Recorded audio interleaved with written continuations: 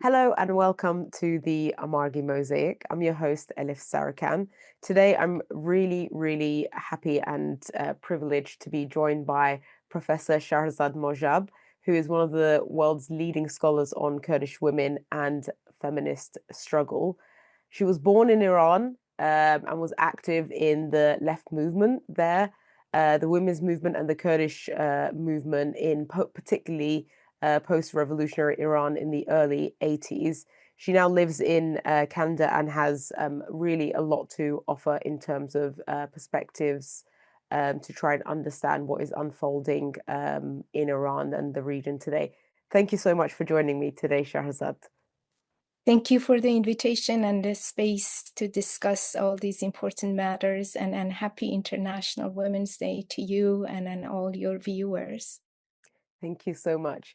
So this week especially, we saw, the CAN, Axios, and others, quote unquote, leaked that the CIA is working to arm Iranian Kurdish forces to supposedly spark a popular uprising against the Iranian regime. We also know him, some weeks before a lot of what we're seeing started happening. 5 Kurdish parties have formed a coalition in actually quite an unprecedented way.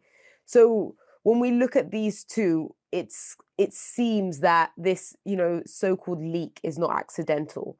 A leak or story like this, particularly at a moment like this, is never just information. It's also a weapon when it comes to media and narratives. Many have said it paints a target on every Kurd in Iran and Iraq.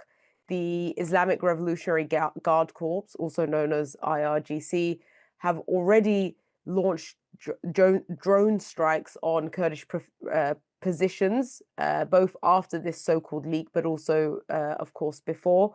As someone who has studied the intersection of, particularly foreign intervention, nationalism, Kurdish liberation for decades, why is the CIA is arming the Kurd story being pushed, and who does it benefit? It is very important to also put it in the context of a grave crisis that it is happening not only in the region, the Middle East, but within Iran, but also globally. And in order to understand the extent of the sort of creating this poisonous environment of divisions and the rise of monarchical nationalist fascism that we are observing in diaspora, and also the tyranny of the Islamic regime and its record of suppression of the Kurds. So when you put it in that context, you see that how divisive and how sort of brutal it is again and again against the Kurds in that region. So, as you said, it was a weapon of further legitimization of the U.S. imperialist fascist war that they have started, and in terms of and especially that this war is being supported by the Zionist settler colonial Zionist state of Israel, and then bringing, making the Kurds as they bringing them closer to the Israelis and the Zionist policies within the region. So it is when you put it in that context and you put all the elements together, you will see that how difficult and how anti any kind of a liberation movement in the region that whole policy is, and the impact of it has been enormous, not only within the country that is the nationalism within also Iran, that always talk about the Kurds as the separatist movement, and also within diaspora. I mean, I woke up this morning to the news from London, England, about the fights of the nationalist, the monarchist group fighting against the Kurds and attacking a restaurant in London Finchley area. That these are the separatists and they are anti-monarchist. I mean, constantly creating this environment of division, fear, threat. It means that why this is happening at the same time that we desperately need a united opposition that will take the position of being an anti-war, anti-US imperialist Zionist intervention in the region, but also continue the being anti the authoritarian regime of Iran. Kurds can play a major role, and I can explain it to you why their role and their sort of being a force in the region is important, not only for Iran but also the entire region. So it's a dreadful sort of a policy of the CNN and all these social media that only add to the fire of this horrible war that it is happening, and cannot inform the people that what is actually going on. Yeah, and I mean, you spoke quite a few times about, one of the main issues being division, and we see that, that particular, I suppose we could call it a strategy, a politics being used across the whole region, divisiveness, sectarianism, and so on. So, in that context, particularly five Kurdish parties forming a coalition is probably even more significant than some may realize, I imagine. They've decided or agree that they will coordinate politically and, if needed, militarily. And also, beyond the kind of headlines of will the CIA use the Kurds again, these forces also have their own history, they have their own demands, they have their own visions for the future of Iran. So, can you tell us a bit about, what do the Kurdish movements actually want for the future of Iran, and how do they think it can be achieved? I'm mostly following, and they affiliated not in terms of the party line, but following the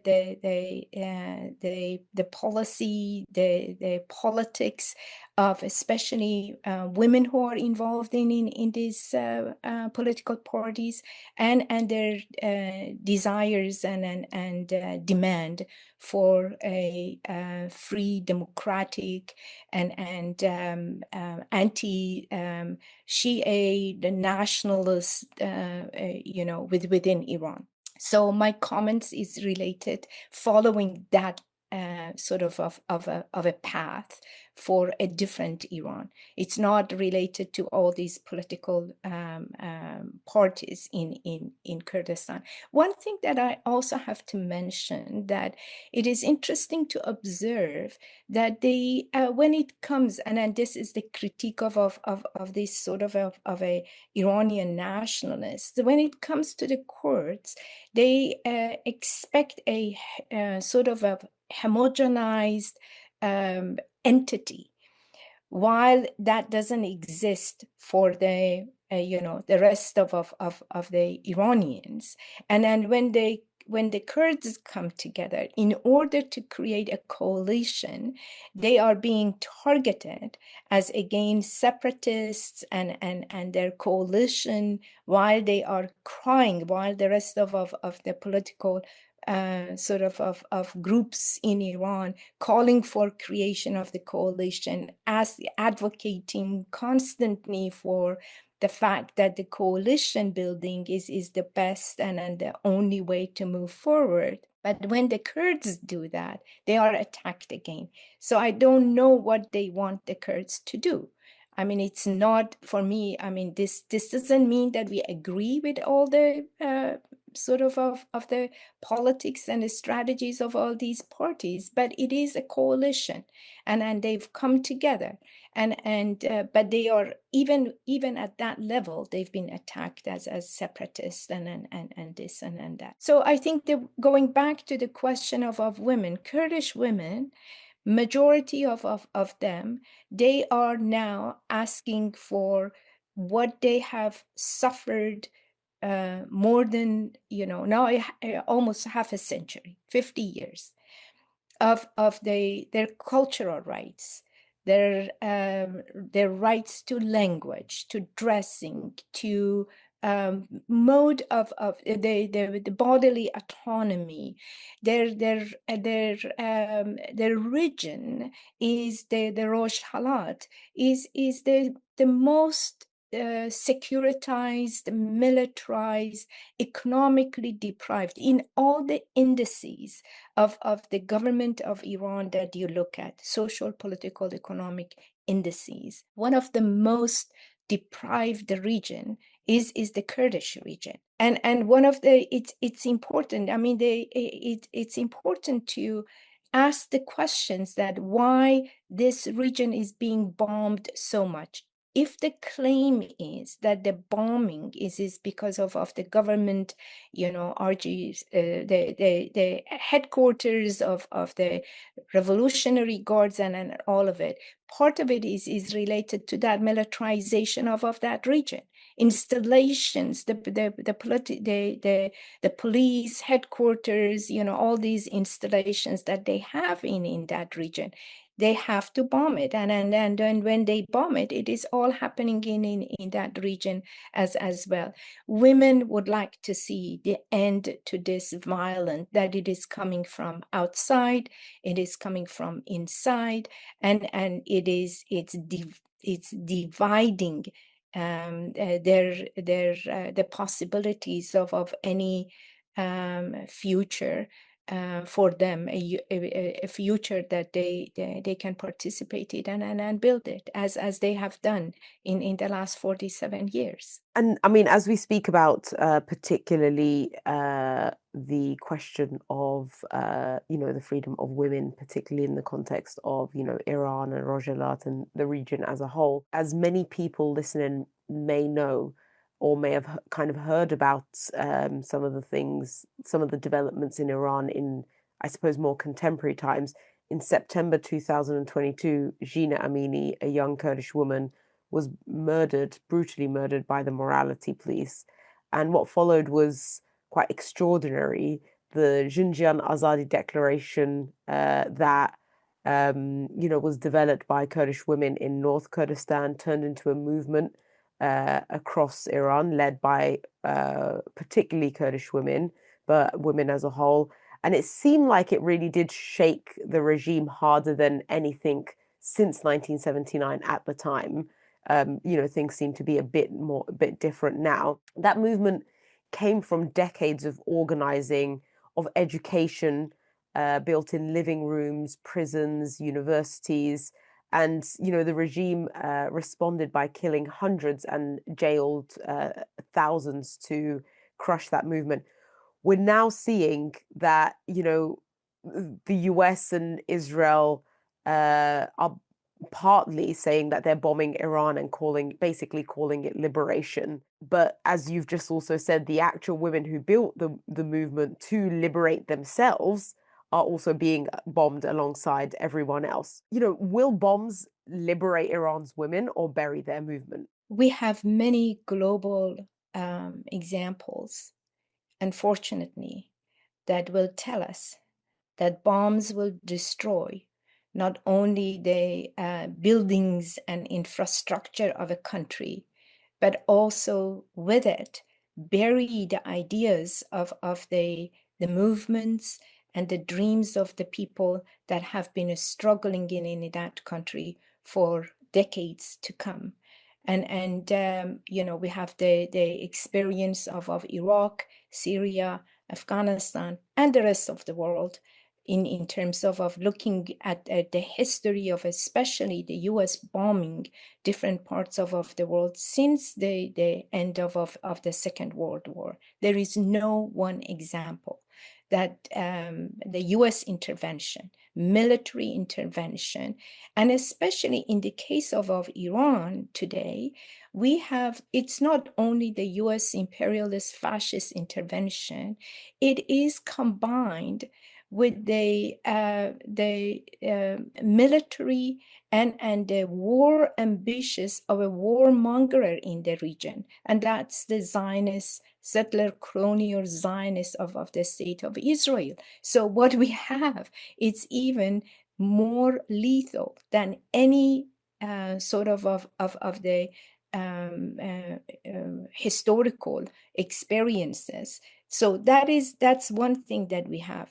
We know that the uprising of Jiyan Azadi in Iran, following, as you mentioned, the murder of Mahsa Jina Amini, really changed the landscape, the political landscape of Iran.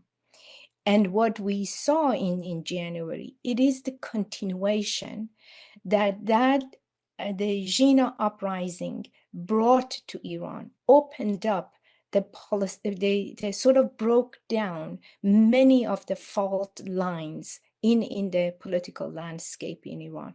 Gender relations, the suppression of the national minorities, and especially the Kurds, the economic crisis, and as well as the showing the sort of unequal development throughout the country, poverty, all these faults within the country was opened up, and people started organizing, mobilizing, coming out, and they had achievements. Really, in the last few years, the question of the veiling was almost gone from at least the public presence of women on the streets of Iran, which was one thing that was started and literally ignited the fire of women burning their veils on the streets in Iran. And so we have to see that even the January uprising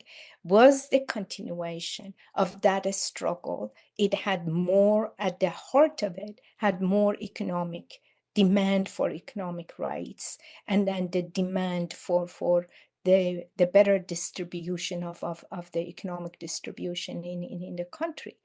So I think that with bombing, all of this is being halted.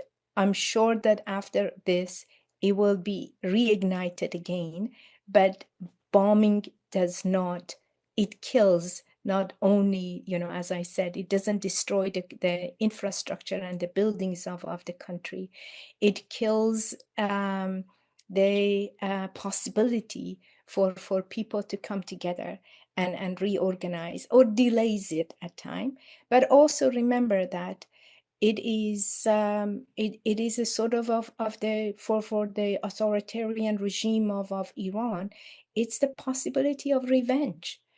After this all bombing is done, and as we are talking about, they are putting more people in prison, in jail. Majority of the Kurdish women activists are in prison right now. Varishe Moradi is in prison. One of the longest sort of political prisoner in Iran, a woman, is Zainab Jalalian, is in prison. The Rakhshande Azizi is in prison. These are the Kurdish women leaders, among hundreds of other politicians, writers, and Iranian activists that are there. So what the bomb does, it also emboldens the authoritarian regime of Iran. And let me summarize it by saying that what do we see? The scene is that three belligerent forces, US imperialist, fascist, force, the Zionist state of Israel and the authoritarian Islamic regime are fighting with each other. This war has nothing to do with the rights and democracy and dream of Iranian people, nor has it anything to do with the aspiration of people in the region for a better world. So these three forces that are fighting each other, it's lethal for anyone, not only in Iran, but the region, but the world too. I mean, it's interesting hearing you talk because you managed to do something that I think many people either are not able to or don't have the kind of, political will to, which is that, let's put it this way. Of course, the instinct to oppose Western intervention is important, but sometimes it seems that it slides into only seeing geopolitics and forgetting the people. What I've heard from you is, for example, Iranian women didn't need a CIA narrative or anything else to know that they were oppressed and to fight for freedom. Kurdish movements didn't start to fight for self-determination with Trump telling them to do that. So I guess the question is it possible to stand with people's struggles without either cheerleading imperialism or Western intervention, or without reducing everything to an anti-intervention position that erases the people on the ground? I understand the complexity of this, and I understand that it would be very difficult for majority of people to sort this complexity out. But what I would say is that we should first and most important thing to put at the center of our analysis and understanding is the agency of the people.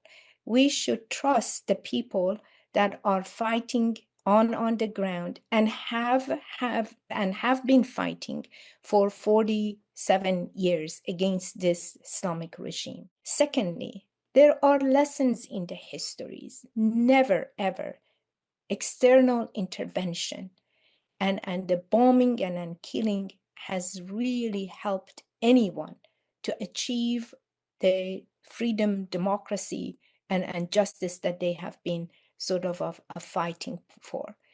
And thirdly, when we see that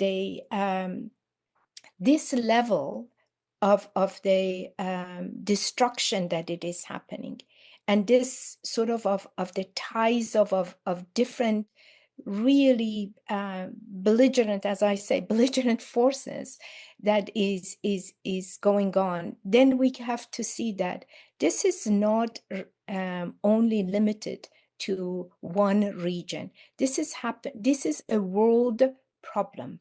And therefore, it needs the world and the people of the world to come together to be able to understand and mobilize and organize against this. This is not only the people of Iran that should fight this fight. This is also the fight of the Western Europe, Americans, and the rest of the region. So that sort of a strong voice against all of this, against both the authoritarian regime of Iran, but also against what is happening in the West is very important. And we have many historical examples of this in terms of the unity and the organization and mobility around the globe in order to do that. And bombs do not bring democracy. Bombs strengthen all the reactionary forces, being it, even at home, the sense of the nationalism and the rallying, behind the flag and the nation. This type of nationalism will not help the nation. And as soon as the external forces are gone, this will turn against the people inside. And that's why that it's extremely dangerous that one form of this authoritarian Islamic regime will remain in place, and then the guns will turn against the people inside, and especially against women. I mean, I think it's really it's really important perhaps also to understand a bit more about kind of what the structure of Iran is internally, because particularly those outside, well, not particularly those outside of Iran, many who either are very supportive of the US and Israeli intervention, or are very supportive of the regime, seem to not have a very depth of understanding of what the both political but also structural and social and economic structure of Iran is. So Khamenei is dead. He's been killed. His wife, daughter, son-in-law, and grandchild were killed in the strikes. Dozens of senior officials and commanders are also gone. One thing that a lot of people have been saying is Iran isn't Iraq or Libya. Even the Council on Foreign Relations put it quite, bluntly, saying taking out Khamenei is not the same as regime change, particularly in how it happened in other parts, particularly of the region, but also as we have seen in other parts of the world. Somewhere beneath all of this, there are also democratic movements and people who, really took many risks to protest, particularly in January. I guess the question is, does killing a dictator in this context kill a dictatorship? Absolutely not. And I think that again, Islamic regime has created a very complex political structure in place, with the strong grip on the control of the private and public life of the people through these mechanisms of disciplining, controlling economically, politically, culturally, and all of this. The head and part of that is the structure of the the top echelon of this system. They have that structure in place in order to be able to exert that level of power and control over the population. And therefore, the tragedy of this war would be, yes, some of the most tyrant characters of this system, including Khamenei and the military forces and the people within the influential ideologues of this regime are gone, but the structure is in there, and the structure will come back with vengeance against the people of Iran, especially that with everything that it is, the massive blow and the to the infrastructure that they are doing. And this is exactly why this is the other irony of this whole thing about sanctions. Sanctions economically strengthened and politically also strengthened this government, because the government used the sanctions in order to strangle economically the people of Iran, but also strengthening its own mechanisms of control and the of its own power. So it's a very complex and difficult situation that unfortunately the people of Iran are they suffering from all of this. And I see that the future will be also very, very difficult. But at the same time, we know that Iranian will emerge and again will go back to a path, a very powerful path that they have started since the coming into power of the Islamic regime.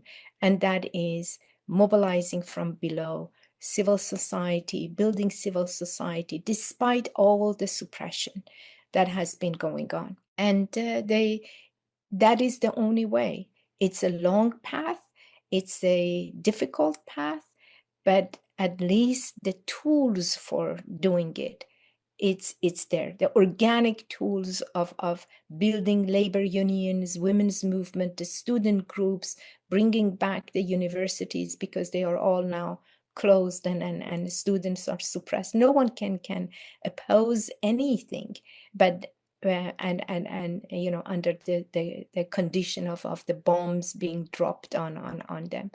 But at least they are writing. I mean, social media is full of hope and promises that will come back. There will be a different day. The first thing is to stop this war. The first thing is the stop this external intervention and hands off the US from Iran and the region. So I mean, as you've said, for, you know, in terms of the democratic and liberation movements inside Iran, and I think particularly, and as you've spoken about as well, beyond the human rights lens, you know, despite the violence, imprisonment, economic hardship, as you've said, they have really been fighting for genuine transformation and not just change of faces at the top. You know, you've said a bit about what this moment means for them, and you know what some of the attempts are, and perhaps what some of the openings have been, but also what has become harder for them as well. So, you know, I guess finally, as my final question, has this war made it harder for them, or has it actually created an opening? And what might this mean? What might this mean for the, you know, times to come? this war, I think that abrupted. Oh, let me phrase it differently. And it is important to think about two events that happened. One was the January uprising, that it was going into bringing more people out.